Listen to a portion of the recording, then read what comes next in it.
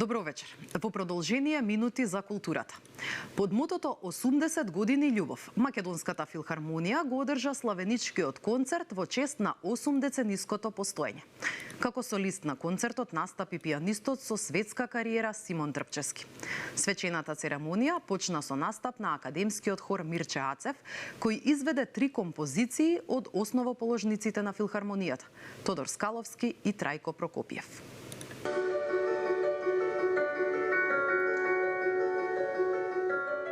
Македонската филхармонија е формирана на 24 ноември 1944 година, само 11 дена по ослободувањето на Скопје, во домот на композиторот Тодор Скаловски.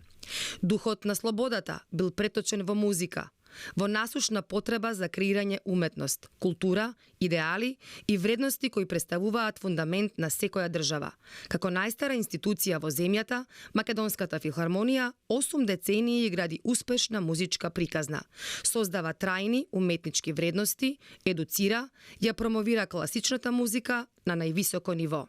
Низа генерации музичари учествуваа во креирањето на нејзиното јадро, создадоа предпознатлив музички амбиент, ја обликуваа во највисок репрезент на симфониското музицирање во државата. Вечерашниот концерт на Македонската филхармонија представува врвот на нашата сезона, на кој го одбележуваме јубилејот 80 години Македонска филхармонија. Македонската филхармонија ќе се представи во полн состав и се надевам, заедно со нашиот солист Симон Трпчевски и маестро Шаровски, ќе оствариме еден неповторлив, уникатен концерт за паметење. Се надевам дека публиката ќе биде задоволна. Имаме неколку изненадувања во однос на целиот концепт на изведување на концертот. 2024 година е јубилејна за Македонската филхармонија, значи 80 години постоење, но оваа година е јубилејна и за академскиот хор Мирче Ацев, односно Академското културно-уметничко друштво Мирче Ацев, кој слави исто така 75 години.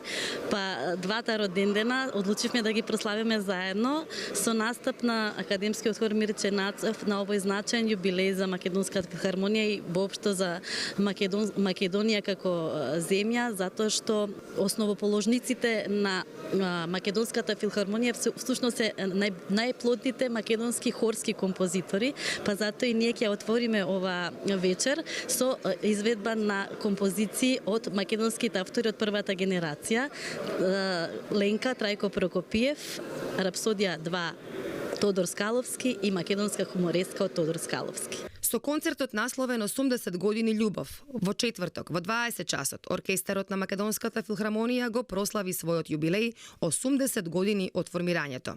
На програмата беше поставена светската премиера на Куклици од македонската композиторка Ана Пандевска, како и концерт за пијано и оркестар во Амол од Едвард Григ и монументалната симфонија број 1 Титан од Густав Малер. Како солист настапи нашиот пијанист со блескава интернационална кариера Симон Трпчевски, а концертот го водеше шеф-диригентот на Македонска филхармонија маестро Јерухам Шаровски од Израел. Втората книга на македонистот Горан Калугера со наслов Поглед одстрана, Рацин 1908-1943 беше промовирана во понеделникот во Културно-информативниот центар Скопје. Датумот на промоцијата се совпадна со денот на излегување од печат на првото издание на книгата на Кочо Рацин Бели мугри, односно со 85 годишнината од објавата на оваа знаменита книга за современата македонска литература. Задоволство беше најпрво да се соработува со професорот Горан Калугера. Тој е еден од ретките македонисти кои што се занимаваат со проблематики врзани со македонската литература, но и култура и историја воопшто. Така што појавата на ова издание се случува во Македонија на македонски јазик, преводот се случува само неколку години по првата објава на хрватски јазик. И имаме чест задоволство што имаме еден таков човек кој што упорно ја афирмира македонската култура не само во Хрватска, туку и во светот. А што да се каже повеќе за Рацин, освен тоа дека бил и е еден од основоположниците на современата македонска литература, но и еден вид звезда, водилка на поколенијата што доаѓаат по него, бидејќи ние го знаеме најчесто преку неговата Бели мугри, збирката поезија. Меѓутоа, Рацин е мислител, филозоф, историчар. Пишувал за мислите во тоа време, студиозно се осврнува на богомилите. Дава филозофски одговори на филозофските прашања. Значи, активно е вклучен во револуционерната борба на македонскиот народ за време на Втората светска војна. Учествува на разни конгреси. Значи, за Рацин може да се зборува како за една личност која што својата дејност не се задржува на едно место, на едно поле, туку е толку широк што и покрај тоа што има многу страници напишано за него, допрва верувам дека ни предстојат уште проучување на неговото дело. Во Музеот на Македонија е отворена самостојната изложба на фотографии на авторката Јелена Белиќ со наслов "Постоиш ли Алиса?". Како инспирација за изложбата е ангажманот на фотографката да го документира снимањето на краткометражниот игран филм со работен наслов "Чуда во земјата на Алисите". Експериментален проект работен во соработка со Трисомија 21, Здружение за поддршка на лицата со Даунов синдром. На изложбата беше новинарката Ивана Крстеска Јаневска. Визуелна наратива на едно исклучително патување на портрети во простор каде фотографиите се движат од лик до лик, формирајќи единствена целина во црно-бело. Во Музеот на Македонија е поставена изложбата на авторката Јелена Белиќ. Фотографиите од изложбата се реализирани во рамки на сетот за краткиот црно-бел нем филм на колектив Ветерница и Трисомија 21 со наслов "Чуда во земјата на Алисите".